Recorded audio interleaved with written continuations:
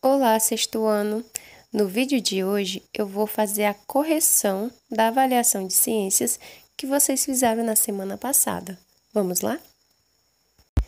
A primeira questão da avaliação pedia para que vocês marcassem a alternativa que mostrava somente exemplos de transformações químicas. Lembrando que as transformações químicas é quando ocorre alteração na composição da matéria. Essa matéria ela vai ser alterada e a partir dessa alteração a gente vai ter a formação de uma ou mais substâncias, né? Essa transformação a gente pode chamar ela também de reação química. Então, através dessa reação química, a gente tem a formação de uma ou mais substâncias e a gente fala que teve uma transformação química, certo? Vamos para as alternativas. A letra A coloca amassar uma folha de papel, formação do gelo e apodrecimento de uma fruta. Bom, por que não é a letra A? Porque se você amassar um papel ou se você botar água para gelar, ela não vai deixar de ser água só porque ela virou gelo. E o papel ele não vai deixar de ser papel só porque ele ficou amassado. Ele ainda continua sendo papel. E a água ela ainda continua sendo água, mesmo estando no estado sólido, líquido ou gasoso. Então, essa alternativa é errada por causa disso, porque essas transformações aqui, elas são transformações físicas. Você não tem alteração na composição da matéria. Na letra B, você tem cozinhar um ovo, roupa secando no varal e evaporação de água. É como eu já mencionei. Se você colocar uma roupa para secar no varal, ela não vai deixar de ser roupa e a água não vai deixar de ser água porque ela está passando do estado líquido para o estado gasoso, certo? Assim como na evaporação d'água. Esses dois exemplos, eles são exemplos de transformações físicas. Então, também não é a letra B. Na letra D, você tem derretimento do gelo, papel picotado e copo de vidro quebrado. É a mesma explicação. O gelo... A água ela não deixa de ser água porque ela está em estado líquido, né? Que é o gelo derretido. O papel ele não deixa de ser papel porque ele está sendo picotado. Nem o copo de vidro ele deixa de ser vidro porque ele foi quebrado. Então, todas essas são exemplos de transformações físicas. Portanto, a letra correta, né, a alternativa correta é a letra C, que fala que os fogos de artifícios, o azedamento do leite e a queima de um fósforo são transformações químicas. A segunda questão da prova pedia para que vocês marcassem a alternativa que associa corretamente a mistura ao seu tipo de classificação, se ela é uma mistura homogênea ou se ela é uma mistura heterogênea, tá? Vamos para as alternativas. Letra A. Sopa de legumes, mistura homogênea. Incorreto. A sopa de legumes, ela é uma mistura heterogênea, ela apresenta mais de uma fase, certo? Então, a letra A está incorreta. Na letra B, tem o vinagre, né, sendo classificado como uma mistura heterogênea. Incorreto. O vinagre, ele é uma mistura homogênea. Você não consegue identificar fases no vinagre ou os componentes do vinagre só a olho. Portanto, a letra B também está incorreta. A letra C classifica o shampoo como uma mistura homogênea. Está correto. O shampoo ele é uma mistura homogênea, assim como o vinagre. Apresenta aí somente uma fase, por isso que a gente classifica o shampoo como uma mistura homogênea. Então, a letra C está correta. A letra D fala que o sal dissolvido na água é uma mistura heterogênea. Não, o sal dissolvido na água ele vai ser uma mistura homogênea, assim como o vinagre, como o shampoo, porque é uma mistura que não vai apresentar mais de uma fase, né? A gente consegue só observar somente uma fase, por isso que a gente classifica como mistura homogênea. Portanto, a letra D está incorreta. E a letra E fala que a água e óleo, né? A mistura de água e óleo é uma mistura heterogênea. Está correto. A gente viu até nas nossas aulas que a água ela não se mistura com óleo. Em casa a gente pode facilmente poder visualizar isso, né? A gente não consegue misturar água com óleo. elas formam uma mistura heterogênea muito fácil de ser visualizada, porque você consegue facilmente observar a fase da água que fica embaixo e a fase do óleo que fica em cima, certo? Então, a gente tem aí uma mistura heterogênea. Sendo assim, a questão 2 da avaliação tinha duas respostas corretas, que era a letra C e a letra E. Quem marcou uma dessas duas alternativas, ou as duas, está correta a resposta. A terceira questão pede para vocês observarem essas 3 imagens e marcar a alternativa que mostra as técnicas que podem ser utilizadas para separar cada uma dessas misturas. Vamos analisar cada uma das imagens. Na primeira imagem, nós temos uma mistura de água com óleo. Essa mistura, você pode separar ela pelo processo chamado de decantação. A decantação, ela vai ser um processo que vai separar misturas tanto que tem sólido e líquido e misturas que tem somente líquido, como essa que vocês estão vendo, que é água com óleo, né? E esse processo de decantação, ela vai utilizar a densidade para separar esses componentes, certo? Então, o primeiro aí é a técnica de decantação. Na imagem 2, nós temos o pó de café com água. A gente pode facilmente separar essa mistura através da filtração. Essa técnica é muito utilizada nas nossas casas pelas nossas mães. E na terceira imagem nós temos o petróleo, que é uma mistura que pode ser separada utilizando uma técnica chamada de destilação fracionada. A destilação fracionada ela vai ser utilizada para separar misturas que apresentam somente líquidos, como é o caso do petróleo, uma mistura do tipo líquido-líquido, certo? E ela vai separar esses componentes dessa mistura de acordo com a temperatura, com a diferença de temperatura. E ela vai utilizar também uma coluna chamada de coluna fracionada. Por isso que o nome da técnica é destilação fracionada, justamente por conta do uso desse equipamento, que é uma coluna gigantesca, que eu inclusive mostrei nas aulas para vocês quando a gente estava falando desses processos de separação de misturas. Acertou a questão quem marcou a letra B, que fala que a primeira imagem é a técnica de decantação, depois a segunda imagem é a técnica de filtração e a terceira imagem é a técnica de destilação fracionada. Na quarta questão, eu perguntei o que são misturas homogêneas e o que são misturas heterogêneas e pedi para vocês citarem exemplo de cada uma dessas misturas. Bom, quem respondeu que as misturas homogêneas elas são misturas que apresentam somente uma fase, por isso elas são classificadas como misturas uniformes e deu como exemplo o sal dissolvido na água, está correto, né? Quem respondeu nesse sentido.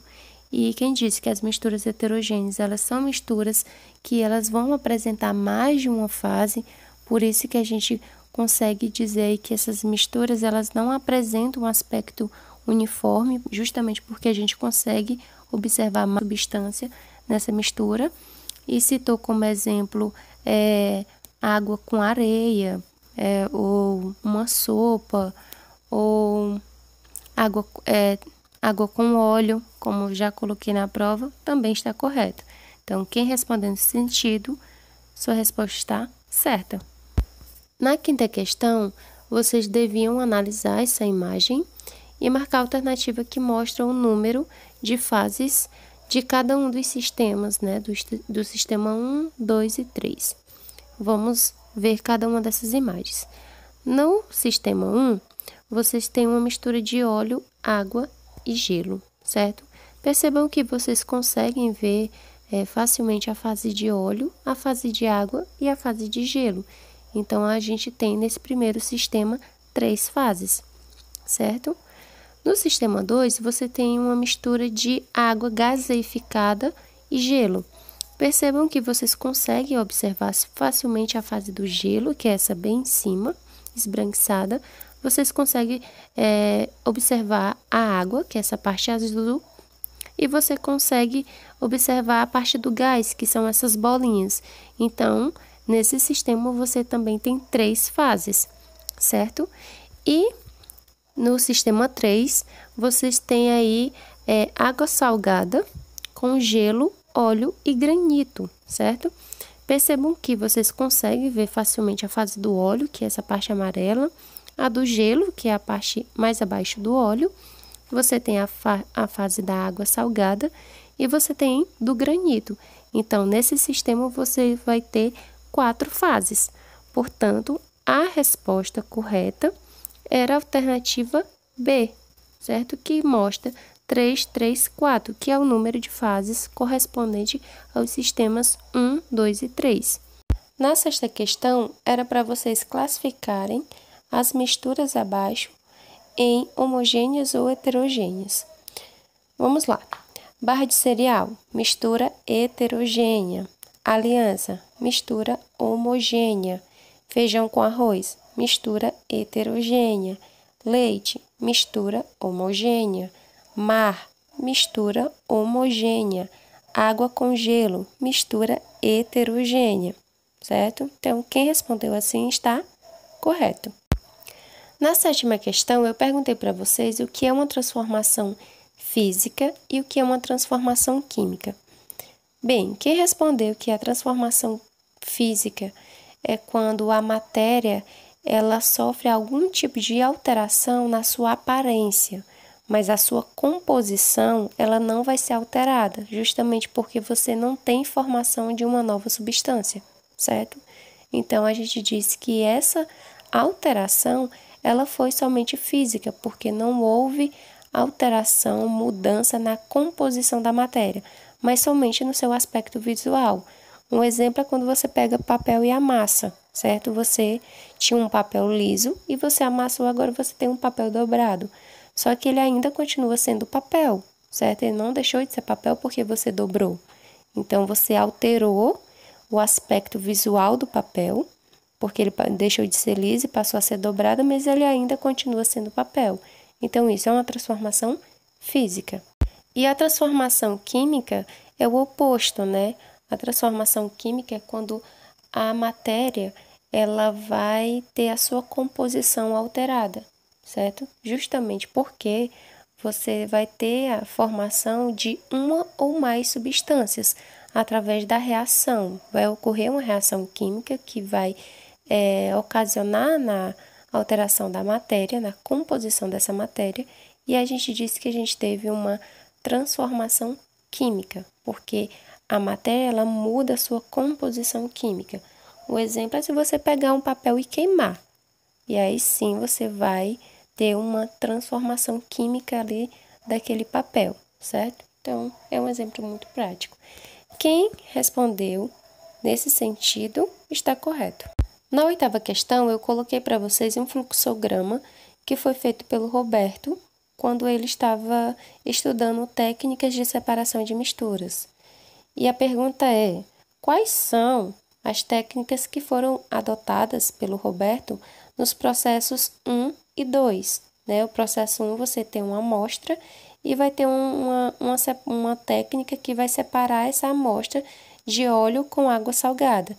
Então, a técnica que separa aí essa mistura de óleo com água salgada, a gente diz que é a decantação, certo? Então, o primeiro processo aí é o processo de decantação. E depois você tem a água salgada. Roberto queria separar essa mistura de água com sal. Então, ele utilizou o processo 2, que é o processo de destilação, certo? Então, o processo de destilação, ele também é um processo que você pode separar a água do sal, né? Diferentemente da evaporação, no processo de destilação, você não tem perda da água. Você tem tanto a água como o sal no final do processo. Então, acertou a questão que respondeu a letra C, onde tem decantação e destilação, ok? Na questão 9, eu coloquei aí uma imagem de uma maçã em estado de decomposição para vocês observarem e me falarem se a transformação que está ocorrendo nessa fruta é uma transformação química ou uma transformação física e justificar a resposta de vocês. Pois bem, quem disse que a transformação que está ocorrendo com essa maçã é uma transformação química está correto, né? O que nos evidencia que essas transformações que estão ocorrendo são químicas? É só vocês perceberem o aspecto visual dessa maçã, porque ela está com um aspecto visual diferente, ela está com uma cor diferente, possivelmente com um cheiro também vai estar diferente e o sabor também vai estar mais azedo, justamente porque essa fruta está passando por várias alterações na sua composição química, ela está sofrendo várias reações químicas. Por isso que a gente vai falar aí que essas transformações são transformações químicas. Quem respondeu nesse sentido está correto. Na 10ª questão, eu coloquei para vocês que o lixo e o esgoto são misturas que podem causar vários impactos ambientais. Com relação a esses impactos, qual a importância da coleta seletiva e do tratamento do esgoto, certo? Bom, quando a gente fala da importância da coleta seletiva, está justamente na possibilidade que a gente tem de reciclar o que pode ser reciclado, né? Os materiais que ainda podem ser utilizados e separar esse dos materiais que não podem mais ser reutilizados, que são os materiais orgânicos, né? Que é o que a gente chama aí de lixo orgânico. Então, a coleta seletiva é importante para isso, para que a gente possa reutilizar e reaproveitar o que pode ainda ser utilizado e o que não pode ser descartado de uma maneira correta, que não vá agredir o meio ambiente. E aí vocês me perguntam de que forma o lixo agride o meio ambiente, e aí eu falo para vocês que são de várias formas, e principalmente por conta da produção aí de um líquido viscoso que vai ser o chorume. O chorume, ele é um líquido que pode adentrar o solo nas camadas mais profundas do solo e atingir o lençol freático. E isso vai causar uma enorme contaminação aí dessas águas, que são as águas das quais a gente se abastece. Então, isso é um grande impacto ambiental. E quando a gente fala da importância do tratamento do esgoto, está na possibilidade de a gente conseguir retornar para o ambiente e também conseguir reutilizar, né, utilizar novamente aquela água poluída, que é essa água que sai das nossas casas e das indústrias cheias de impurezas, como materiais sólidos, substâncias químicas indesejáveis, micro-organismos patogênicos, que são micro-organismos que causam doenças no ser humano. Então, nas estações de tratamento de esgoto, a gente vai ter aí várias etapas que vão retirar dessa água poluída, que é o que a gente chama de esgoto, essas impurezas, para que essa água ela possa retornar para o ambiente de uma forma que não vai causar impacto ambiental e a gente possa aí utilizar essa água novamente para as nossas necessidades diárias. Então, quem respondeu nesse sentido está correto. Bem, 6º ano, terminamos a nossa correção. A partir de hoje, a gente vai entrar em um período de férias, né? Até o comecinho de agosto, vocês vão ter esse tempinho de descanso. Então, eu quero desejar boas férias para vocês. Se cuidem, se protejam, descansem, para que quando a gente voltar em agosto, a gente volte a todo vapor, tá bem? Então, boas férias para vocês e até agosto. Tchau, 6º ano!